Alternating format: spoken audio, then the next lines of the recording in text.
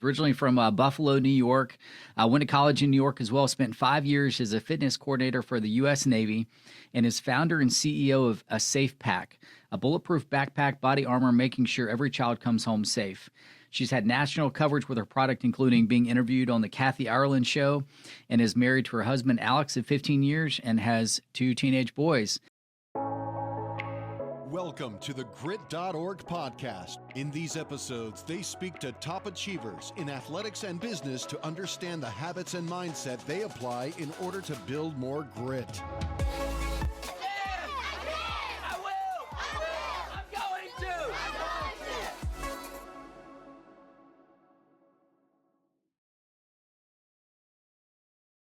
Well, hello, my name is Brian Harbin. Welcome to today's episode of the Grit.org podcast. Excited to have Carrie Gaines with us here today. Carrie, welcome. Thank you so much. I'm very excited to be here. I'm grateful. Absolutely. So Carrie is originally from Buffalo, New York. Went to college in New York as well. Spent 5 years as a fitness coordinator for the U.S. Navy, and is founder and CEO of a Safe Pack, a bulletproof backpack, body armor, making sure every child comes home safe. She's had national coverage with her product, including being interviewed on the Kathy Ireland Show, and is married to her husband Alex of 15 years and has 2 teenage boys. Before we hop into that first question, Carrie wanted to give a quick shout out to today's sponsor, escrow.com, the world's most secure payment method for online transactions. So whether your transaction is $100 or $100 million, escrow.com makes buying and selling online safe, secure, and trusted. So you can rest assured your transaction for a motor vehicle, electronic equipment, business, domain name, or anything significant to you is protected. Visit escrow.com today to learn more about how you can transact with confidence. So, Carrie, we always like to kind of start at the beginning. I know growing up in Buffalo, New York, looking back over your childhood, any, particular principles that were instilled in you early on by any particular family members, mentors, like anything that kind of stands out from your early years for you that kind of helped shape who you are today? Yes, absolutely. One of my biggest mentors was my father. He was a Marine, and he really was a diehard Marine. He stuck to the principles of hard work and stick to your guns, and nothing will be handed to you, and also be humble and kind to other people. And he was into exercise and bodybuilding and things like that. And again, the only person that's going to do for you is you. So, once you make a decision that you're going to do something, dig your heels in, and you can do anything you want to do. I love that. Yeah. And growing up with a Marine, I'm sure very structured environment. Did you have siblings as well? I know we were talking about our own kids and siblings earlier, but what was that dynamic like with your siblings? Yeah, it really is funny. I do have a brother. He's 15 months older than me. And it was very interesting because again, my dad was very involved in exercise and lifting weights and things. And my brother really couldn't be bothered with any part of it. And so my dad would say to me, this is quality time with daddy. So we had a basement in Buffalo, New York, and my dad would lift weights and he'd bench real heavy. And I was probably 4 or 5 years old, and I had a little baby carriage, and I'd have my little baby alive in there. And I would rock my baby and ride around the basement. And then when he would get ready to do a set, he'd say, okay, now watch daddy and make sure that bar goes up and down. And if it doesn't, you got to run for help as fast as you can. So, so my brother really never had to, though, I'm guessing, right? No, sir. Okay, never had to run for help. He'd always do a set, and he'd play records, and he'd dance around with me, and I'd play with my babies. And I, my mother was and still is an amazing cook. I mean, she can cook anything. She's a great baker. And I had never learned to cook, never anything. And through my bodybuilding career, I always said I probably could have been like Betty Crocker or something, but I was lifting weights at the time. So instead, this was my thing. But yeah, my brother, he just really never got involved in it. But, he exercises and stays fit as well, but never really got into it as much as I did. And what were some of those early passions for you as a kid? Any particular, sports interest? I know you got into weightlifting, but, any early jobs that kind of stand out? Absolutely. One of my first jobs was I was a lifeguard. And again, as a small kid, my dad was trying to get me to, you know, do some sort of exercises while I wasn't playing with my baby dolls. And so I would hang on a pipe in the basement and I'd do pull ups, or he'd have me do push ups and things like that. And I actually got involved in swimming. And I wanted to be a butterflyer. So my dad said, "Well, you're going to have a strong back and strong shoulders in order to do that." So that was really kind of what progressed into my job as a lifeguard. Was my dad would have me do little exercises and things like that to be a strong swimmer. So I was a swimmer all through like elementary, junior high, into high school. And then eventually, once I got into college, I did an internship with Walt Disney World and was a lifeguard for Disney at Typhoon Lagoon. Oh, wow. But yeah, swimming was really my thing. Hmm. And were you lifting a lot of weights then too, or mainly just for swimming at that No, point? really, I wasn't lifting a lot of weights. Again, one of the big principles that my dad had was basically functional exercise. Learn how to move your own body. Learn how to do pull-ups and push-ups and sit-ups and squats and just move your own body around, especially as a young kid. When I got a little bit older is when, you know, we started to add a little bit more weight, and he kind of taught me more about the principles of lifting weights and exercise and things like that. Yeah. Yeah, it's funny too, because I remember as a kid, it was like I would do push-ups, sit-ups, and pull-ups. You know what I mean? I always have like the push-up bars around, and we have even a pull-up bar that we have that the kids will just walk by. And I think it is, very important for kids to know that, the push-ups, sit-ups, and pull-ups are something you can always do anytime, anywhere. And um, Without a doubt. And again, throughout my life, fitness and wellness, and this has always been my passion and my career. And so not only did I also work with young kids while I was working with the Navy and the Marine Corps and teaching them things like this and important things about nutrition and things like that, but I also, working on a Navy base, I had retirees coming in, and the retirees also, wanted to stay healthy. They wanted to stay fit. And so you really kind of have to go back to those core principles and say, you know what, you need to learn how to move your own body. Things like being able to get out of a car by yourself, or be able to get out of a seated chair by yourself, as you age as an adult, are really important things. So, it really does go back to those core principles. absolutely. And so for college, I know you ended up going to sunny Brockport in New York. Yes, sir. Tell us about kind of that decision to go there for college and what led up to that. Well, I was really involved. I got involved in radio and television broadcasting. And I thought, you know what? I want to be Barbara Walters. And SUNY Brockport had a great program with communications. And it was only about an hour from my house, so I could actually live away, be independent, and move away from my parents. But it wasn't so far that I couldn't come home if, first vacations and, Christmas break, things like that. So I really enjoyed my time at SUNY Brockport. And what do you feel like, kind of looking back over that experience? What do you feel like? Did you feel like you got closer to becoming that next Barbara Walters, or what were some things that you kind of developed over the course of those years there?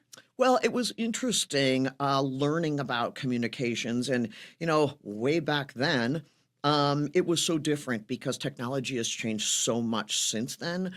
But even with creating my business, a Safe Pack, so much of developing, I believe, any business is being able to communicate and being able to share your story or tell people, convey an idea or what you're trying to say. And I think that my communications background has really helped me in my current business to be able to share my story and talk about the importance of a Safe Pack and share with other people why I got involved in this and everything else. I think communications was like maybe a core value of what helped me progress through this to create this business as it is today.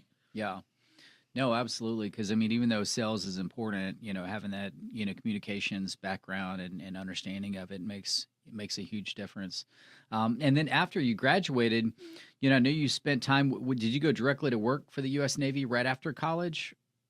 No, actually, I did get into radio and television broadcasting. And I worked at a radio station in Buffalo. I worked with some television stations in Buffalo. And at the time, I was still lifting weights and I was very active in fitness. And while I was working in radio and television broadcasting, and at the same time doing all this fitness, I kind of got to a place where I had to decide, what am I going to do? Am I going to wear, a suit and heels to work every day and get involved in radio and television broadcasting? Or am I going to completely switch and move into fitness and wellness? And I really enjoyed the idea of helping people and teaching people to just be healthy and feel better about themselves. And the aspect of fitness was so much more rewarding for me, that I just was automatically drawn to health, fitness, wellness, things like that. And so it was a natural progression. And so I got my certifications and got involved and learned so much more all about fitness and health and wellness, and did personal training. And I worked in nutrition at lots of different gyms and clubs and personal training companies. And from there, again, it was a natural progression when I eventually applied to work with the Navy. And I was a DoD employee, so I was not in the Navy. I worked for the Navy, and being that the Marine Corps is a department of the Navy, that allowed me to work with both sailors as well as Marines. Okay.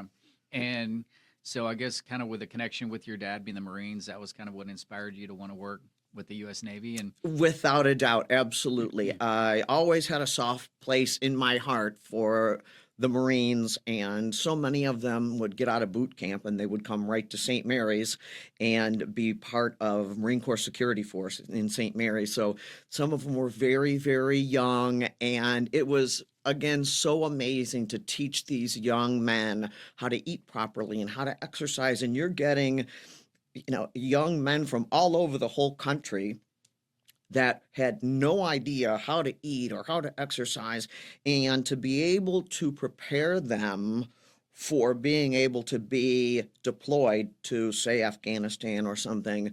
It was amazing, and to change their bodies and their mindset and how they felt about things. And the Navy and the Marine Corps, both of them have similar protocol as to what is expected. And the most important thing with the Navy and the Marine Corps is considered fit to fight. You have to be fit to fight. So it is the most important part of being in the military, and being able to take part in that was amazing. And it was so incredibly rewarding. And to this day, I just still absolutely love all my sailors and my Marines. well, and I don't know if so it says here that worked with a military community of 15,000 to 25,000 with a $3 million budget. So were these only enlisted people that you're working with, or were these, some of their family members too that were part of the fitness program? So these are only, folks that are enlisted? No, that you're- sir. Okay. Actually, we had everybody. So it didn't matter if you were an enlisted, if you were an officer, or you were a spouse or a child.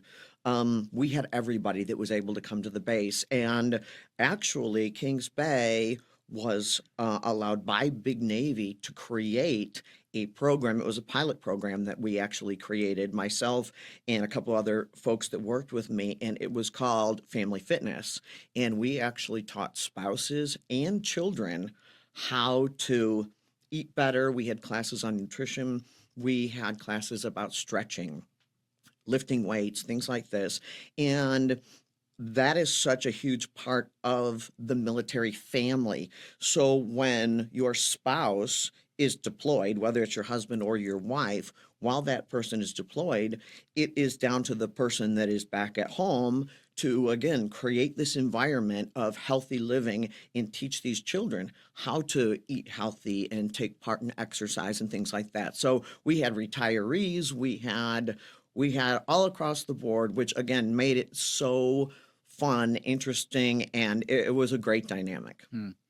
And I'm curious too, like just, for the sake of myself and for listeners at home, like, what would be kind of a snapshot version of, tools that you would, or what you would encourage people to have at home to be able to promote healthy living? I know you mentioned talking about being able to move your body weight around, so you don't necessarily need to go invest in all these expensive equipment, right? Like, what were some basic things, even with diet too, that you'd really tried to, impart upon them? Well, from the fitness perspective, trying to convey to all of these folks, the biggest thing was just move. Not being just sedentary. So even if, you take a 15-minute walk or something like that is a great start. But we would also encourage people to do anything that was just their own weight bearing. So just squat down and stand up, or a push up, or again, find a bar, or if you take your children to the playground and there's a monkey bar, try and pull up or sit ups, but basic things like that. We were just really trying to encourage people to move. And the same thing was with the retirees.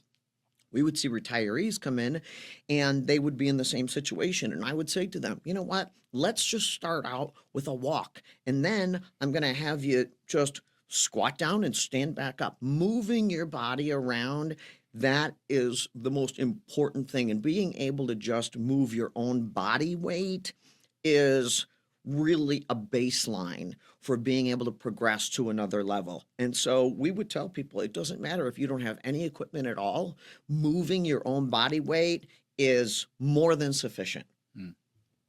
Yeah, what a unique experience being able to work on the base like that and all the different people you interacted with. And so I know you spent 5 years with them.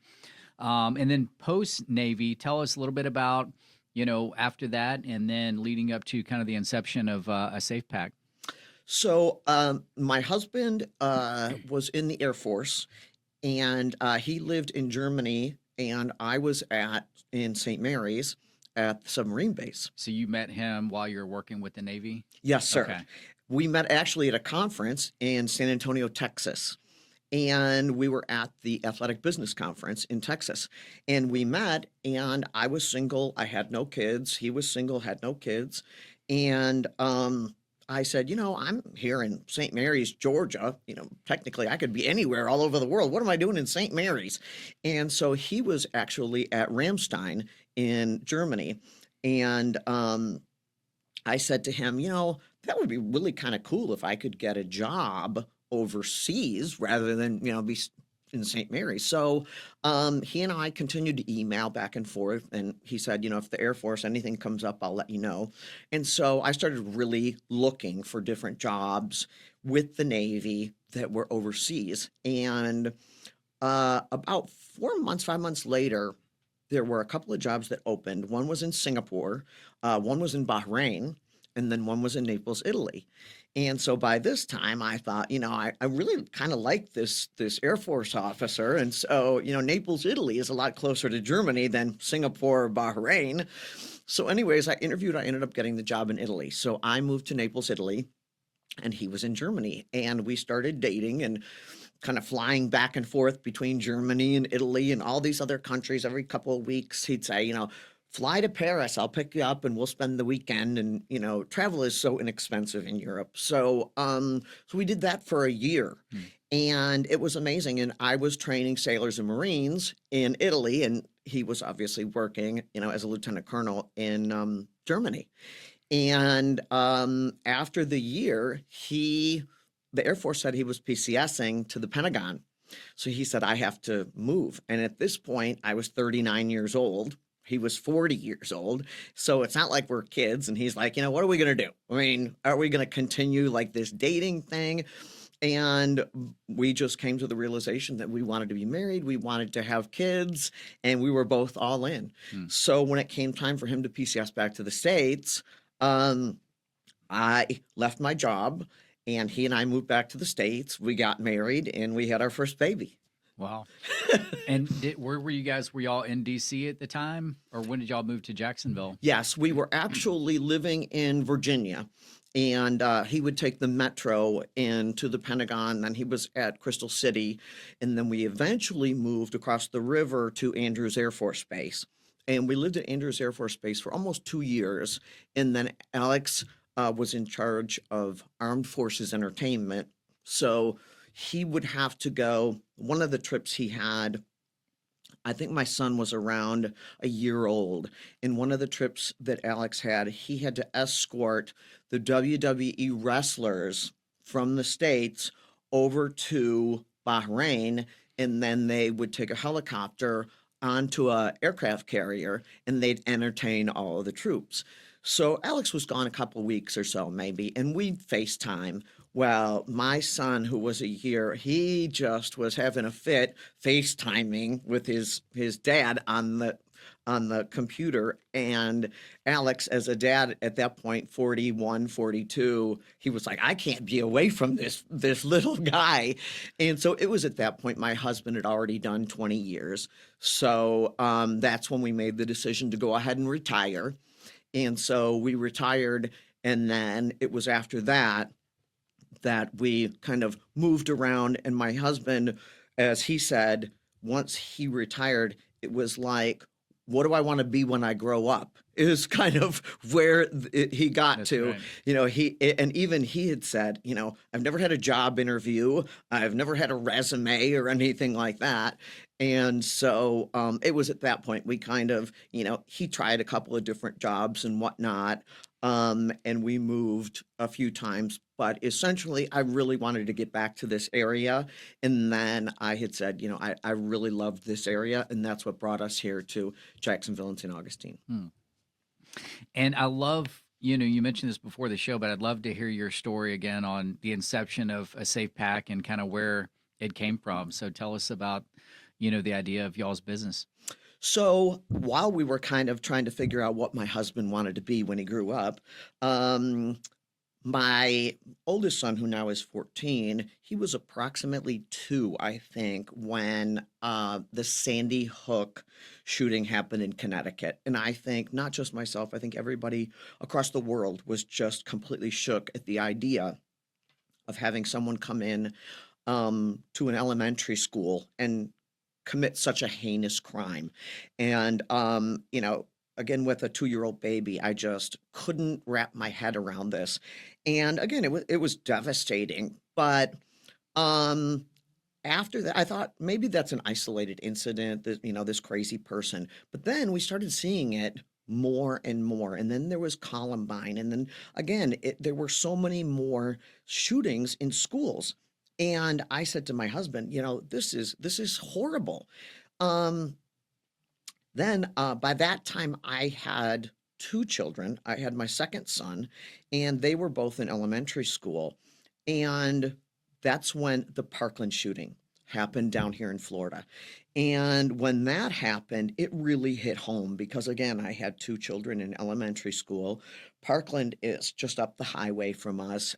And I said to my husband, there's got to be something we can do. It breaks my heart when I walk these happy, excited, joyful kids that are skipping along out to the bus stop. I put them on the bus and they're so excited to go to school and hug their teachers and they wave goodbye. And for me to wave goodbye and just hope that all the safeguards are in place at their school, if there was an active shooter, that they would be okay. And so I said to my husband, I've got to do something more than nothing. I can't just cross my fingers, say my prayers, and hope for the best. So I said to him, what can we do? How can we keep these kids safe? So we started talking back and forth. And I thought, obviously working with the military, I said, I can't send my kindergarten off to school in full Kevlar. So what can we do? And so the idea that every child has a backpack, I thought, well, maybe we could do something with the backpack. And so, not really having known too much about body armor, I thought maybe we could put something like that in the backpack. And this was how this whole thing kind of developed. And I started doing research and calling and research.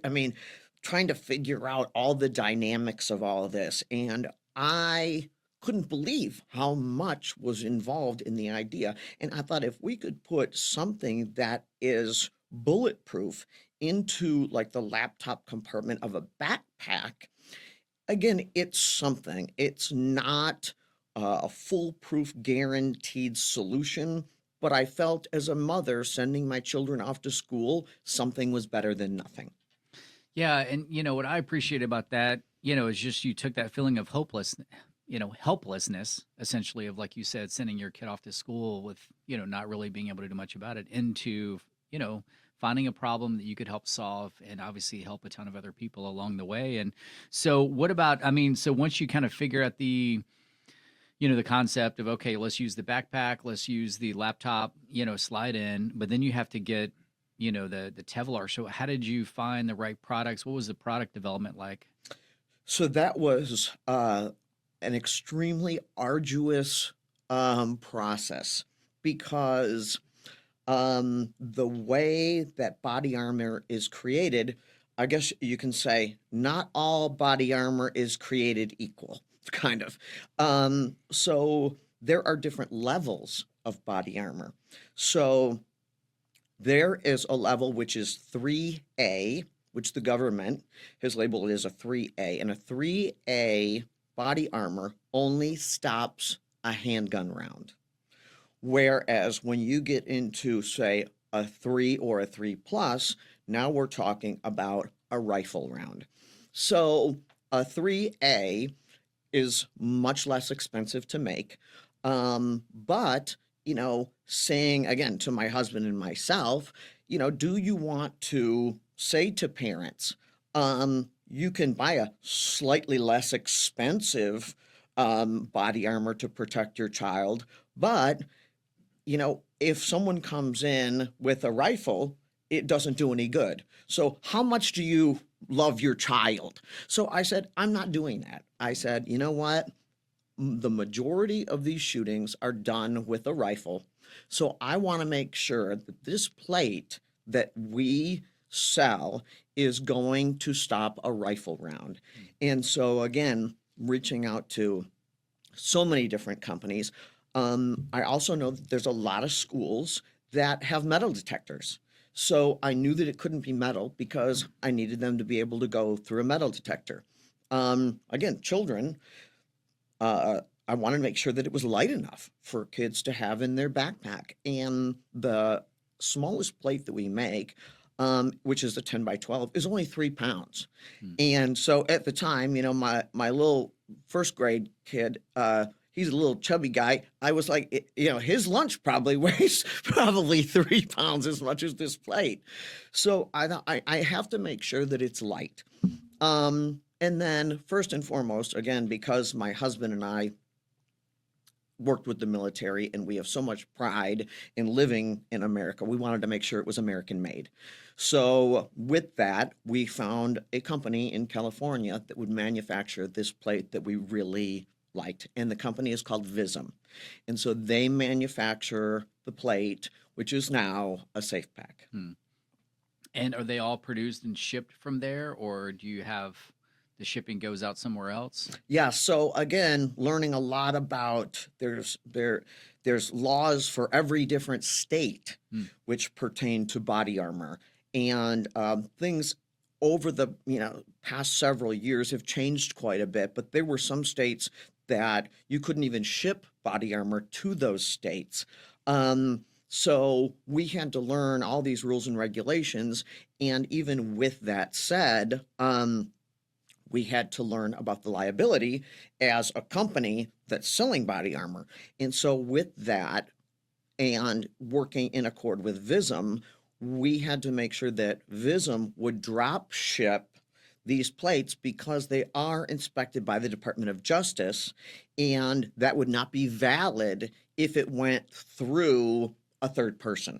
So Vism manufactures the plate and then they drop it directly to the customer to make sure that everything and all the liabilities are all in place to our customers. Interesting. So, and then a big part of your job is obviously just to, get the word out and drive sales. So how did you guys, start marketing and get the idea and concept out there? Where did you kind of start in terms of, putting it in front of people?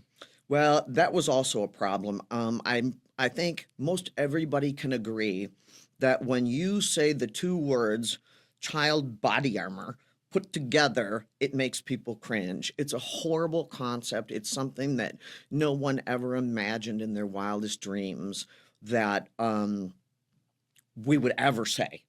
We know that body armor is a vital part of combat and military, things like that. But the idea of sending your children to school with body armor is really a tough pill to swallow. And I think that trying to get parents to take that step through that threshold and say, okay, I am going to actually do this, it's tough.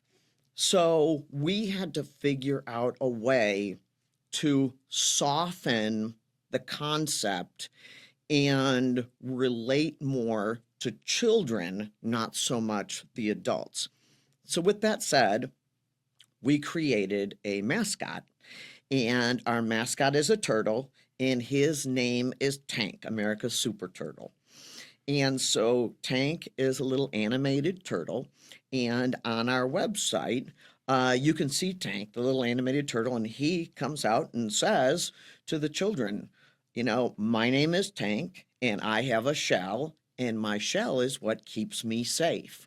And when I'm scared, I make sure I have my shell and I pull my arms and my legs and my head in, and that's what keeps me safe. And this quirky little turtle was our mascot, which made him so very relatable to everyone. And again, before the show, I had mentioned that, I've done public speaking to, so many different large organizations about this product, and sitting in front of, so many businessmen and public figures. And when you talk about body armor, again, it just gives that feeling of unease. And when everyone sees this little turtle and hears him talk about his shell and what keeps him safe, it lightens the mood and it changes the whole feeling of exactly what we're talking about, that this is a safeguard for your children. And it's not military Kevlar or things that that you don't want to think about. This is just a safeguard for our children in the event of an active shooter. Hmm. I'm curious too, like in the brainstorming phase, like what was kind of the inception of Tank and using a turtle? I mean, it's a very creative and like you said, it paints a totally different picture in your mind. But how did that come about? Wow.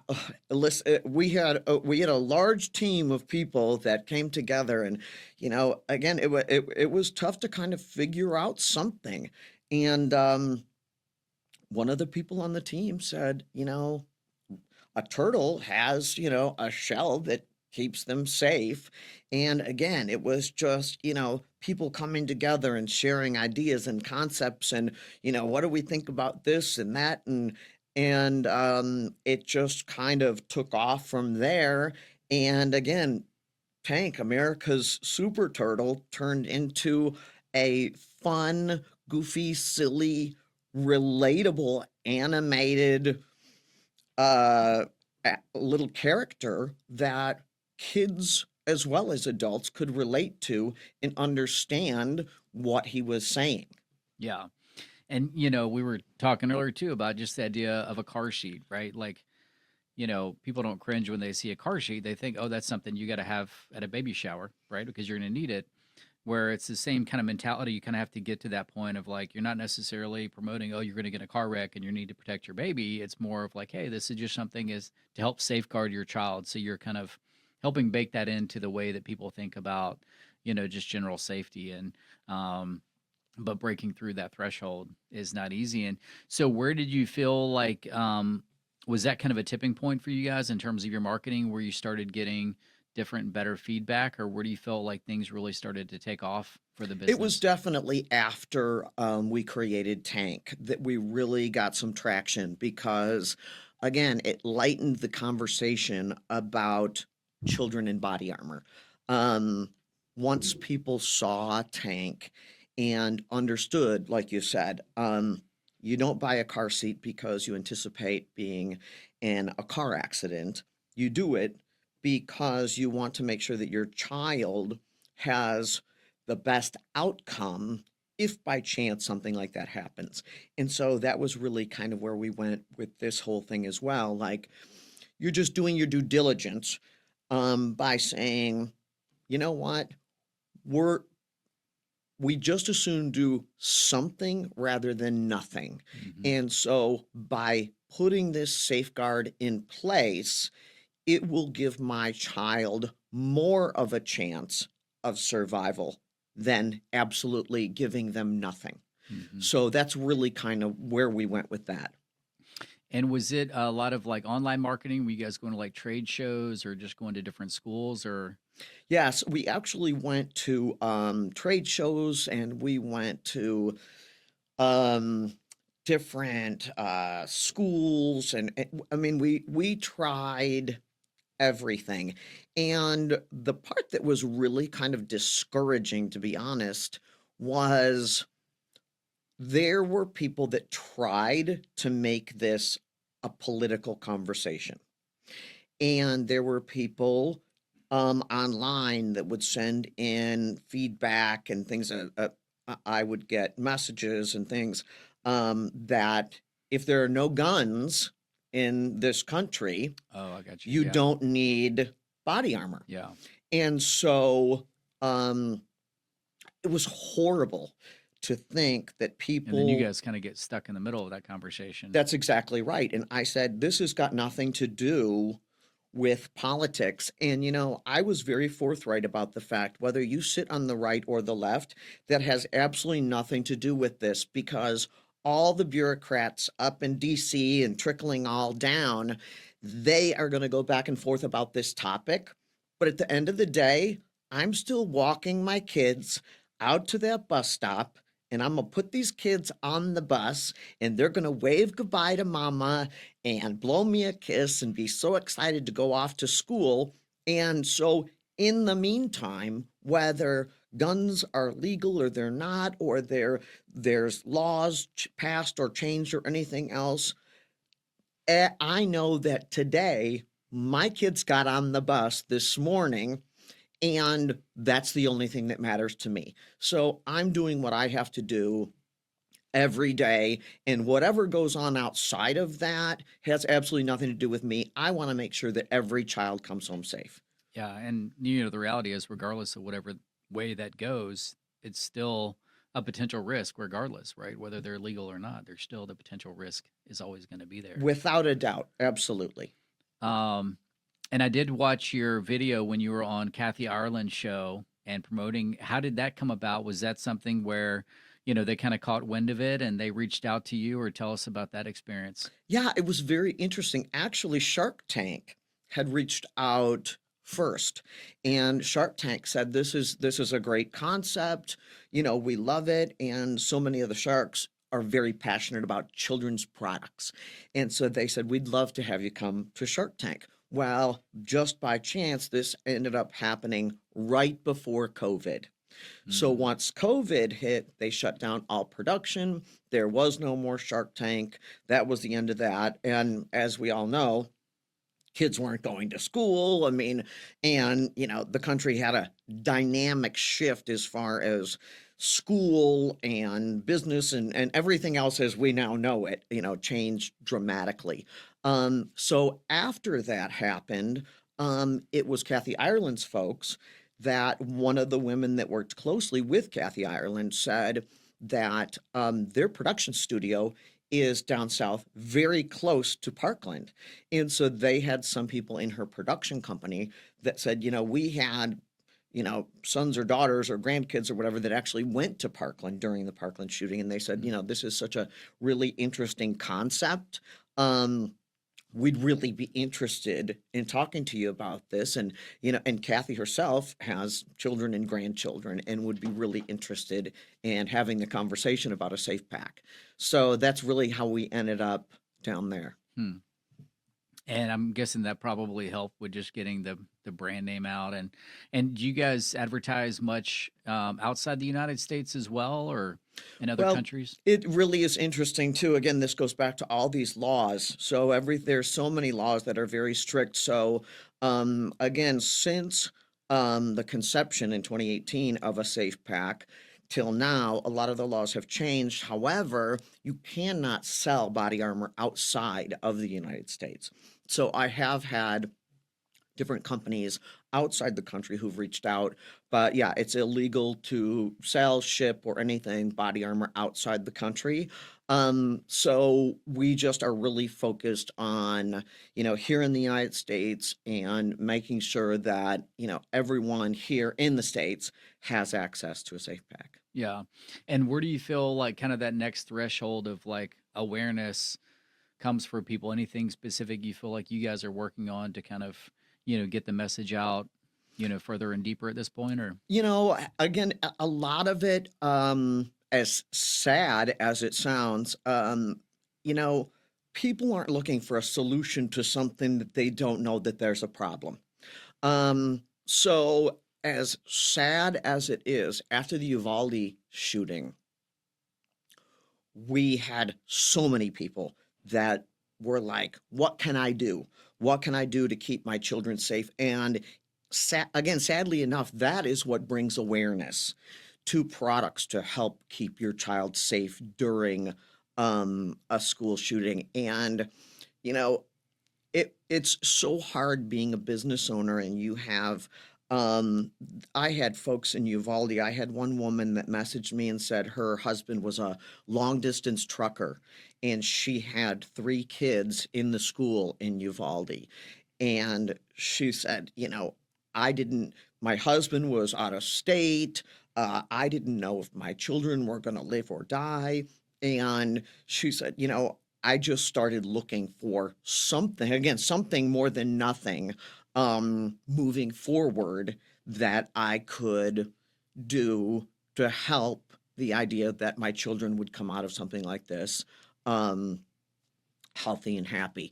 And so, again, with this said, we continue to market, and, we're sending out information all the time to different schools and things like this. And again, safety awareness, we're very active as far as, teaching schools and even law enforcement about this concept. So another interesting thing is, after the Parkland shooting, the governor signed the Marjorie Stoneman Douglas Act.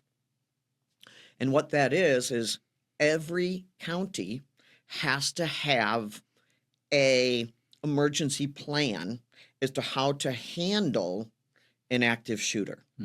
And so it was a wonderful concept, except over the summer, every county only had, say, 2 months to create this program. And so maybe Clay County was different than Duval County or different than Pinellas County. And so you have every county in all of Florida that had to create this emergency plan.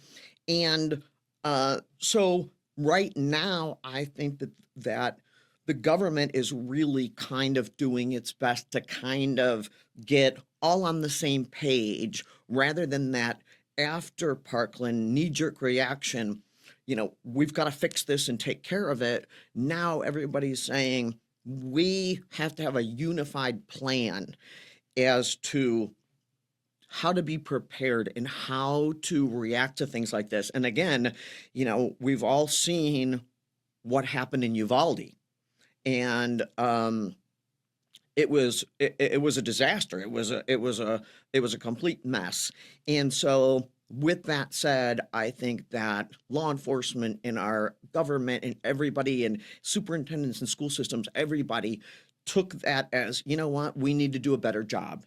And so let's all figure out the best way to handle these types of situations to make sure that we don't have a result like what we ended up with in Uvalde. Yeah.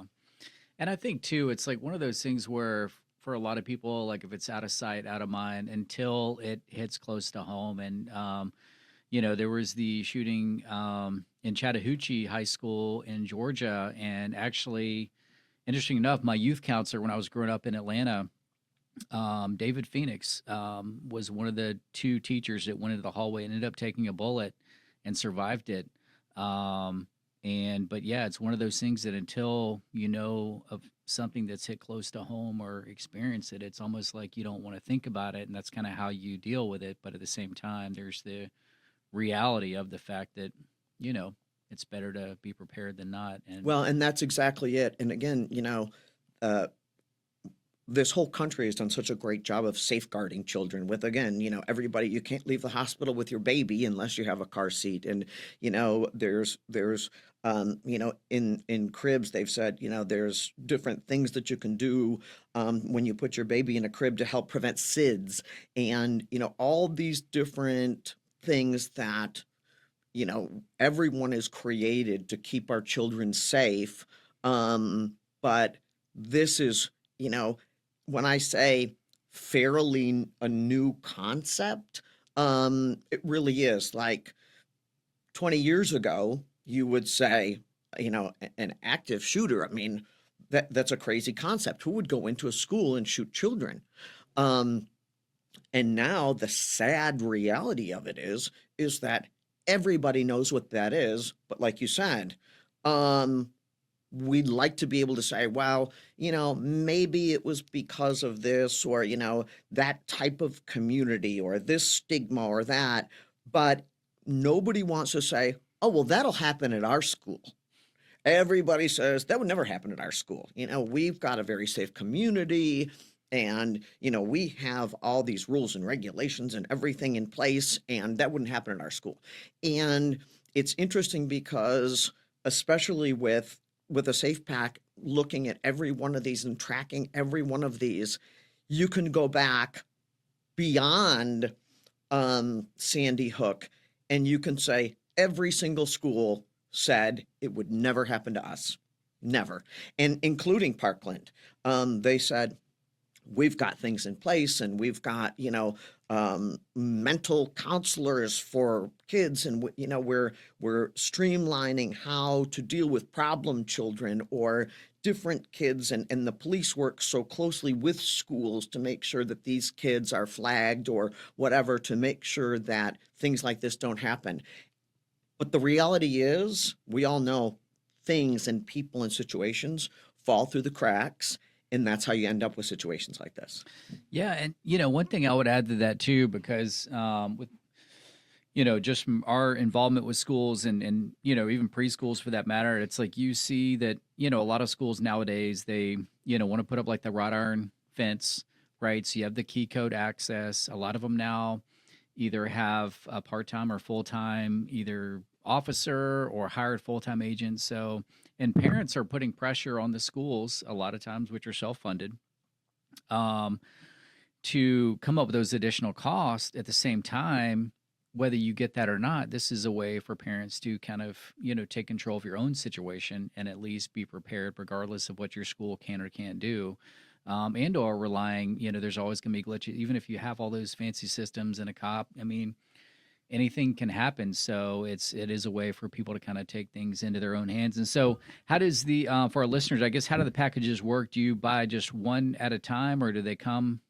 Yes, each plate is just sold one on its own. There's an 11 by 14, which is the size of an actual adult plate, which is basically the exact same thing that law enforcement has. As a matter of fact, I've sold many plates to law enforcement because it is so light. It's made of polyethylene, which is basically plastic, goes through a metal detector. And so many of law enforcement say, my law enforcement agency is still, with these old school metal plates that are hot and they're heavy and all of this. So yes, there's there's a 10 by 12 and an 11 by 14. They're sold individually. And it really depends on the size of your child, obviously. If your child is small in elementary school, they're going to be carrying a small backpack. And so the 10 by 12 slides in there. And I say to my kids, and everybody else that buys a safe pack, you have a conversation with your kids. You talk to them about it. You put it in there and you say to them, you know what, just forget about it. And that if you need it, you put your backpack on. And I've had conversations with all their teachers and said, this is the situation, during an active shooter drill, they're going to put their backpack on. And the teachers were very accepting of the whole thing. But yeah, they're sold individually, and again, it all depends on the size of your children, whether they're small or large. So we just sell the two different sizes. Gotcha. And your husband and you both run it together, right? So it's a family business. Yes, What's sir. kind of that dynamic like? What's your focus? What's his focus? And how is that working together? Well, being married to an Air Force officer, he would like to be the guy in charge. But being the mom, I'm the momager, I guess.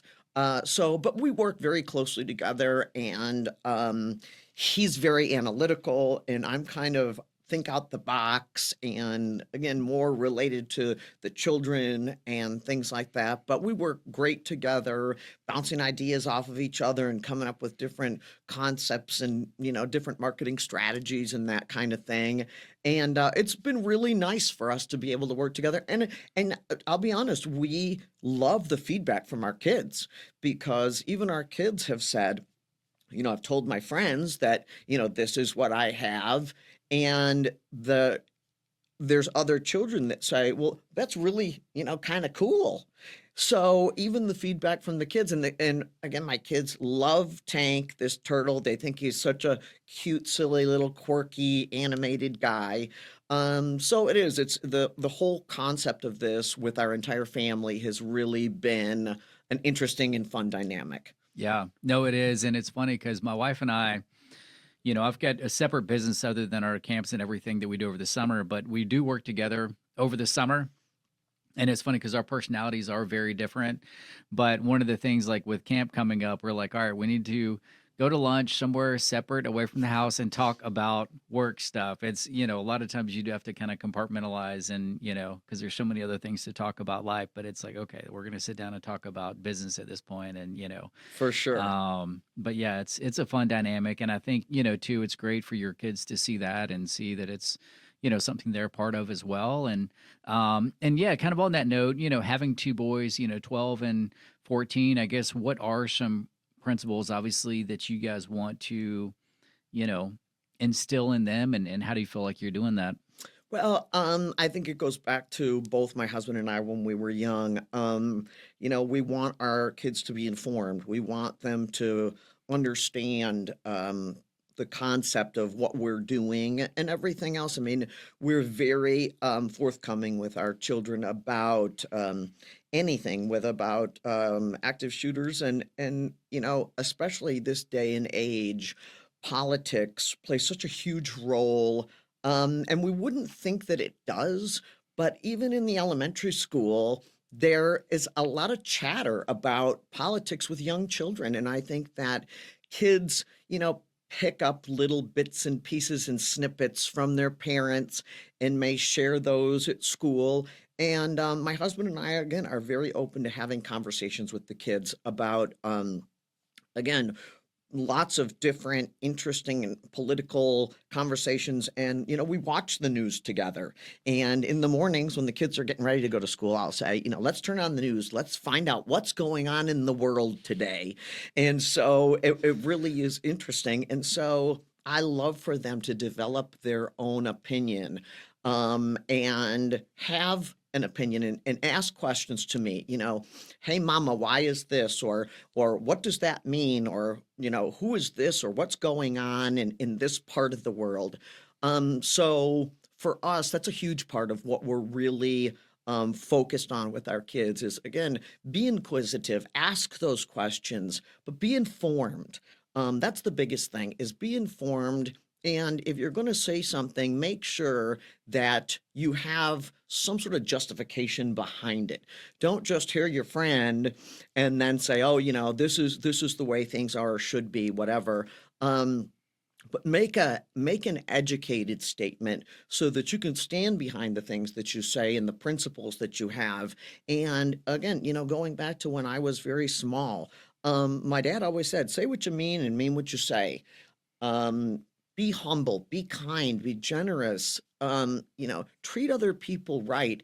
And something that I think a lot of people, kind of get lost in is the golden rule. Nobody talks about the golden rule anymore of do unto others as you would have them do unto you. Yeah, treat people nicely if you want to be treated. And so I think, again, my husband and I, fortunately enough, having children much later in our age, I think that he and I really hang on to that concept so much more than maybe young parents.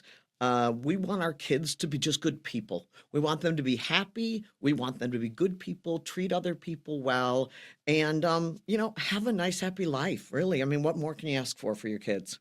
No, I love that so much. And like you said, you're just trying to raise good people at the end of the day. And, I really like what you said too about the news because, I look back, one of the most triggering noises for me to hear now is the clock on 60 Minutes. Because when I was a kid, we'd be we'd have one TV to watch and it would come on. And as soon as that clock started ticking, I need to get out of this living room. My dad would say, nope, you're going to sit here and you're going to watch 60 Minutes. And of course, to me, it's like I didn't understand anything that was going on. And Right. my dad listened to a lot of talk radio, a lot of Neil Boortz back in the day. And to me, I didn't really follow it. It was kind of boring. At the same time, it did instill of like same. He would say the same thing. Let's find out what's going on in the world today, and it kind of instills in you that mentality of like having an awareness of other things that are going on to help you create your own informed decision. And I think young kids seeing that example that you said is very tremendous. Absolutely, no doubt. I too listened to a lot of talk radio. I spent many hours listening to Rush Limbaugh and again 60 Minutes and all these different shows. And my dad was very well informed and wanted both my brother and I to be very knowledgeable. And again, as a prior Marine, he would say, if you don't like something or you have an opinion about something, write a letter. His big thing was send a letter. You can write a letter to the president or to the governor, or you can send a letter to the mayor if you need to. These days, obviously, we're sending emails, but it was the same thing. And the other thing that every, evening, my husband and I, we'd sit and watch the news, and I have to laugh, as a teenager, I always had to be home at 11 o'clock, even as a senior in high school. And my dad said, when the people on the news say, do you know where your children are at 11 o'clock? I had to be in that door. And again, the same thing, when that clock strikes 11, it was, do you know where your children are? And I thought, oh, I know where I am every night at 11 o'clock. That's for sure. But it does. It's so reminiscent of your childhood. Yeah, absolutely. Well, and the last question we always like to ask our guests is about the Grit Creed. These are 12 principles, kind of along the same lens that we've been talking about with, just instilling those, foundational principles. Which one do you think probably resonates most to you and why? Well, I'll be honest, there's several of them. I think that there's so many parts of the Grit Creed that are amazing, but I will follow through with what I say I will do. That's a huge one for me.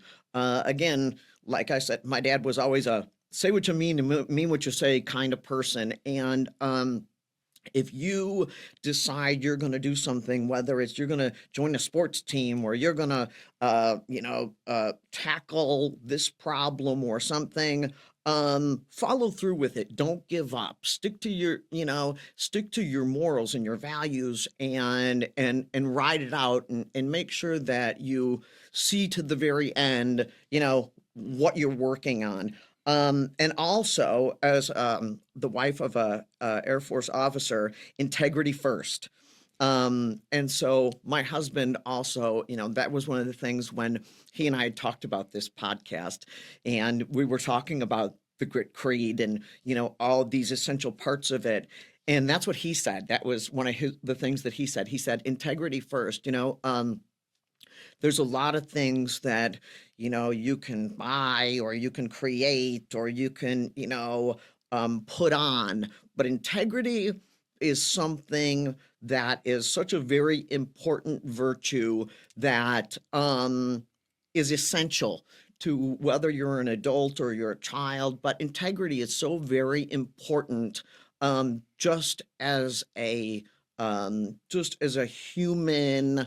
If you don't have integrity, you really don't have anything that you can pass along or that people will really appreciate as a person. Mm-hmm. So that's really, I think it's both of those two that we really, that really stuck out for us. Yeah, so just following through with what you say you're going to do and integrity first. Well, Carrie, I have really enjoyed getting to talk to you. You got a great energy. I love, the concept that you guys took, a problem that people have and you created a solution, for people in a healthy, fun way with, Tank and hearing his story. And so, and just your ties to the military and all that you've done there. And so just really appreciate you coming in today and yeah, so check out a safe. I guess where was the best place for them to just get more information on you guys? I don't know if you do, if you kind of promote it mainly through your site or Yes, through the website. It's a okay, safepack.com. And pretty much anything you need to know is on there. It tells you rules and regulations from state to state. You can see Tank, our little turtle. It shows you all the testing that we have done. We've done extensive testing with several different entities. I personally have also tested this product myself because I was not going to put my children in this without knowing that it would do the trick. So we've got lots of videos, and again, news outlets have come to us. We've had different conversations with several different news outlets, and that's all on the website as well. so asafepack.com. Yes, sir. All right. Well, thank you guys for tuning in today's episode of the Grit.org podcast, and we'll see you guys next time. Take care.